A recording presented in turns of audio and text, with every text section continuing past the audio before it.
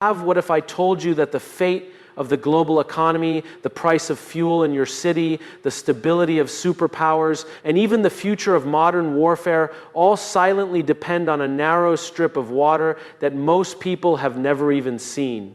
A passage so small, yet so powerful that nearly 1/5 of the world's oil supply moves through it every single day. No skyscrapers, no army standing in plain sight, no headlines screaming its importance every morning. And yet if this passage ever stops, the world doesn't slow down. It shatters. Oil prices don't rise, they explode. Supply chains don't bend, they break. Economies don't fluctuate, they panic. This is not just geography, this is leverage, this is control, this is survival, and the most terrifying part, the world has built its entire energy system around a place it cannot afford to lose and cannot fully control. This is the untold story of the world's most important passage, where silence holds more power than warships and where a single decision can ripple across every continent. Power is never loud in the beginning. It starts in narrow places where the world quietly agrees to depend on something it barely understands. The Strait of Hormuz is one of those places. Of Strait of Hormuz every day, millions of barrels of oil pass through a corridor so tight that the entire global energy system feels like it is breathing through a single throat. From a psychological point of view, men are often drawn to systems of control, risk, and dominance, while women often recognize the deeper truth of dependency and consequence faster than statistics can explain it. This is not about gender superiority, it is about perception. When men look at this strait, they often see strategy, leverage, and strength. When women observe it, they often sense vulnerability, instability, and hidden cost. Together, both perspectives reveal the full truth. Civilization is built not only on production, but on fragile pathways it cannot afford to lose. And in that fragility, human ambition quietly exposes its greatest weakness. Urgency is not created by chaos, but by dependence we refuse to question. The Strait of Hormuz becomes more than geography, it becomes psychology at scale. It reflects how men chase control in systems they do not fully own, and how societies silently trust stability they do not secure.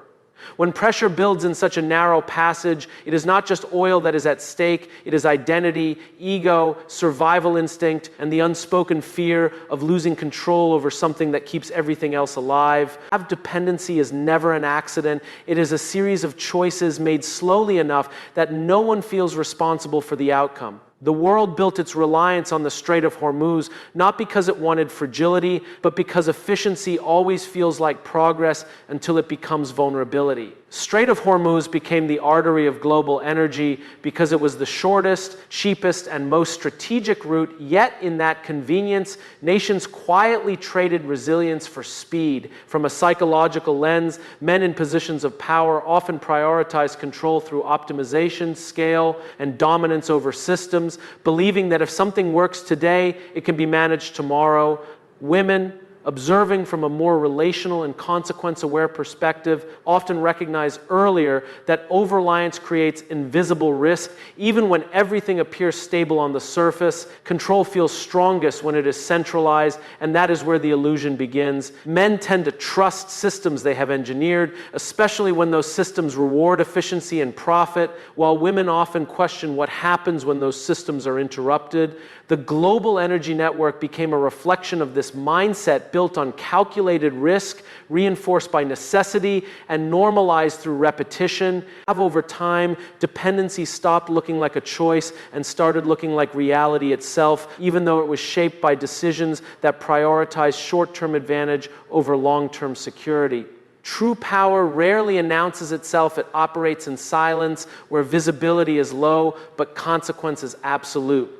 The Strait of Hormuz is not just a passage of ships, it is a stage where global influence is tested without formal declarations. Strait of Hormuz becomes the center of a constant unspoken tension where nations measure strength not through speeches, but through positioning presence, and the ability to interrupt flow without firing a single shot. From a psychological standpoint, men often interpret this kind of space as a chessboard, something to be controlled, negotiated, and leveraged under pressure. Women, however, are more likely to sense the emotional undercurrent beneath it, the instability that comes when survival systems depend on restraint rather than certainty. Control in this environment is not loud aggression, it is disciplined influence. Men in leadership roles are often conditioned to believe that dominance is proven through restraint under threat, while women more often recognize that silence under pressure does not mean safety, it means tension that has not yet been released. This creates a layered reality where every decision feels strategic, but every delay carries emotional and economic weight. The struggle is not always visible on maps or in headlines, yet it shapes fuel prices, alliances, and global anxiety in ways most people feel before they understand. When commerce enters a space shaped by geopolitical pressure, it stops being just trade and becomes tension disguised as routine. Every shipment passing through the Strait of Hormuz carries more than oil. It carries the weight of decisions made in boardrooms and the silent calculations of power across nations. Strait of Hormuz turns into a point where economics and strategy collide, and what looks like normal flow is actually controlled risk. From a psychological lens, men in positions of authority often respond to this intersection by focusing on leverage, negotiation, and dominance over uncertainty, believing that stability can be engineered through strength and calculated pressure. Women observing the same system often sense the fragility beneath the structure more quickly, noticing how quickly cooperation can turn into consequence when trust is dependent on external forces rather than internal security. Pressure changes behavior before it changes outcomes. Men tend to interpret rising tension as a challenge to be managed through control, often doubling down on systems, alliances, and deterrence strategies. Women, however, are more likely to see the emotional and societal ripple effects, how instability in trade routes translates into fear, inflation, and disruption in everyday life long before policymakers acknowledge it. In this space, commerce is never neutral. It becomes an extension of influence where every delay, inspection, or disruption carries psychological weight that shapes global confidence in ways that numbers alone cannot capture. The day a critical passage stops is never just an event. It is a psychological rupture in the global system that holds everything together without most people realizing it. The Strait of Hormuz is one of those fragile points where silence is normal until silence becomes disruption. Strait of Hormuz carries nearly a fifth of the world's oil supply, and when that flow is interrupted, the world does not simply adjust, it reacts on instinct, like a body losing oxygen. From a human psychology perspective, men in leadership roles often experience such scenarios through the lens of urgency, control, and response hierarchy, driven by the instinct to stabilize systems under threat.